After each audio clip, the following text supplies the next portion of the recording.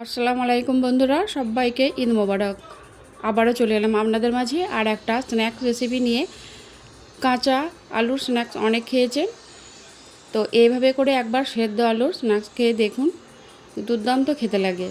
তো চলুন রেসিপিটা শুরু করি। আমি এখানে 4টে মাঝারি সাইজের আলু সেদ্ধ করে নিয়েছি। এগুলোকে ভালো করে খোসা ছাড়িয়ে পরিষ্কার করে নিয়েছি। এরপর আমি একটা গ্রেটার দিয়ে এটাকে ভালো করে গ্রেট করে নেব। এটা খুব ভালো করে গ্রেট করে নেবেন যাতে দানা দানা ভাব না থাকে। তো আমি এটাকে গ্রেট করে নিয়েছি, দেখুন ভালো করে গ্রেট করে নিয়েছি। এরপর আমি এটাকে একটা মিক্সিং বোলের মধ্যে নিয়ে নিলাম। এটাকে আমি এর মধ্যে নিয়ে নিয়েছি।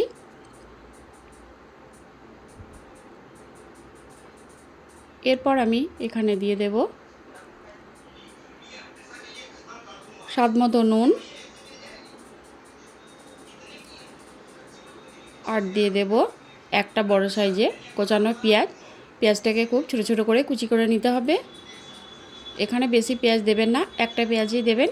আর দিলাম দুটো কাঁচা লঙ্কা কুচি, ঝালটা আপনাদের প্রয়োজন মতো দেবেন। আর দিয়ে দিলাম 1 চামচের মতো হলুদ গুঁড়ো।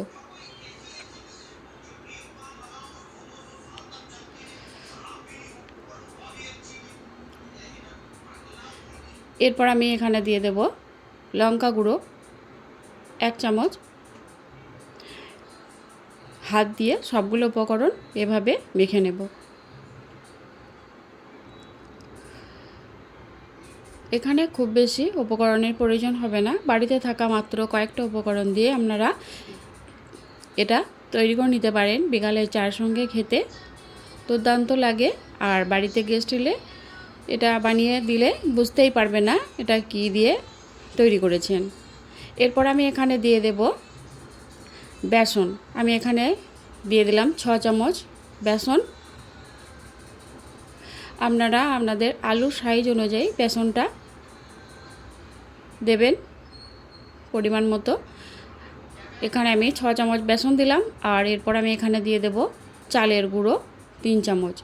আমি এখানে হাফ দিয়ে দিলাম চালের গুঁড়ো, 3 চামচ চালের গুঁড়ো আর 6 চামচ বেসন। এরপর আমি হাত দিয়ে এটাকে খুব ভালো করে মেখে নেব। যেভাবে আমরা রুটির ডো তৈরি করি, আটা মাখি, সেভাবে এটাকে খুব ভালো করে মেখে নিতে হবে।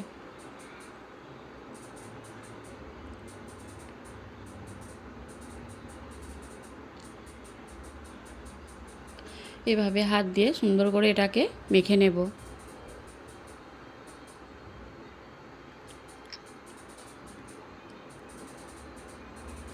এরপর এটাকে মেখে নিয়েছি, দেখুন।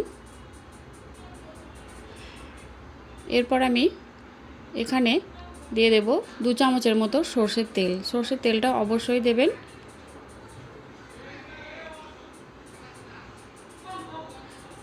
সর্ষের তেলটা দিয়ে আবারও খুব ভালো করে আমি এটাকে মেখে নিলাম।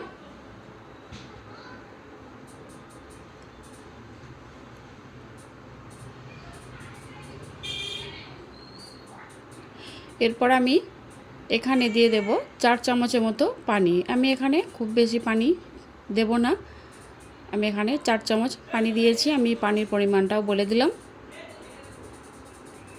আর এখানে খুব বেশি পানির প্রয়োজন হবে না। 4 চামচ পানি দিয়ে আবার আমি এটাকে খুব হাত দিয়ে ভালো করে মেখে নেব।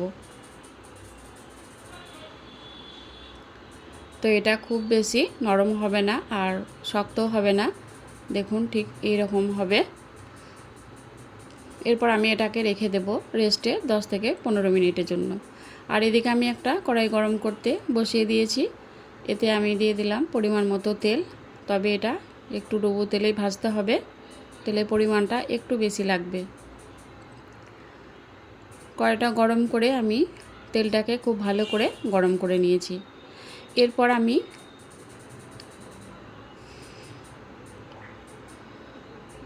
15 মিনিট পর চলে এলাম। এটাকে রেস্টে রেখে দিয়েছিলাম। তেলটাও খুব ভালো করে গরম করে নিয়েছি। তেলটাকে অবশ্যই খুব ভালো করে গরম করে নিতে হবে। এরপর আমি হাতে একটু তেল লাগিয়ে নিয়েছি, আর এখান থেকে এরকম একটু মিশ্রণ নিয়ে হাত দিয়ে এভাবে বলের মতো করে শেপ দিয়ে নেব। এরপর আমি তেলের মধ্যে ছেড়ে দেব। আমি আবারও বলছি, তেলটাকে খুব ভালো করে গরম করে নিতে হবে।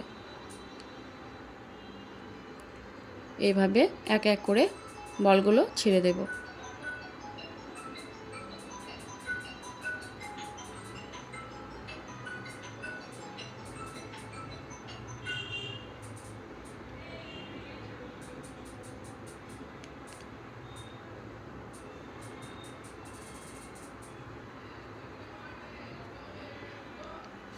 এভাবে হাতে তেল লাগিয়ে এইভাবে বলগুলোকে একটা একটা করে তেলের মধ্যে ছেড়ে দিতে হবে।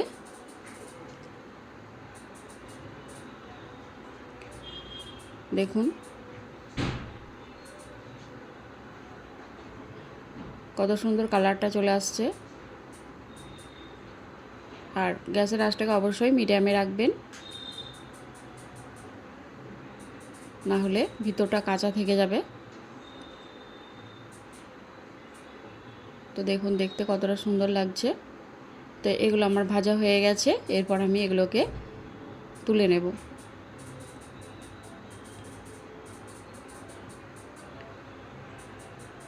দেখুন কত সুন্দর লাগছে দেখতে। আবারও আমি একইভাবে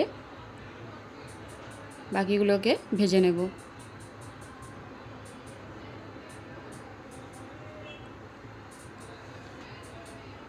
তো বন্ধুরা দেখুন কত সহজেই তৈরি হয়ে গেল সেদ্ধ আলুর স্ন্যাক্স। আপনারা একবার হলেও বাড়িতে এভাবে করে বানিয়ে খেয়ে দেখবেন। আর রেসিপিটা কেমন লেগেছে আমাকে অবশ্যই জানাবেন। ভালো লাগলে লাইক কমেন্ট শেয়ার করবেন।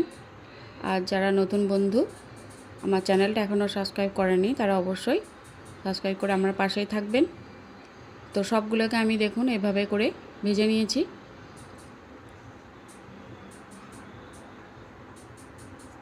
দেখুন দেখতে কতটা লোভনীয় লাগছে। আর গরম গরম সসের সঙ্গে পরিবেশন করুন।